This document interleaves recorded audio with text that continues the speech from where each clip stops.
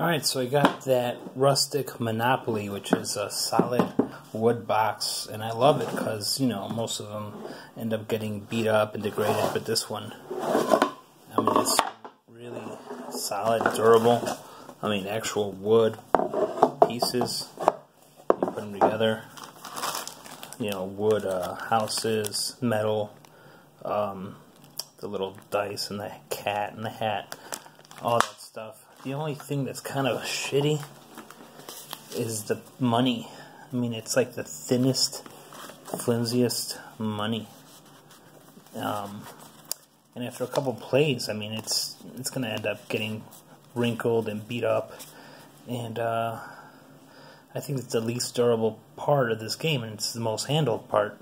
So, as a solution, I got some actual Venezuelan money.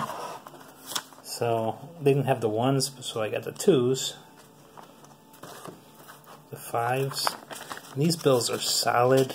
They're thick. They're like part plastic. They got some nice art on them, some hologram stuff on them. And so I got the 10s, the 20s, the 50s, the 100s, and the 500s. Pretty much replacing every single one of these poopy ones with an actual currency.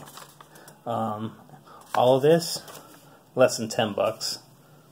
You gotta thank communist governments for fucking up.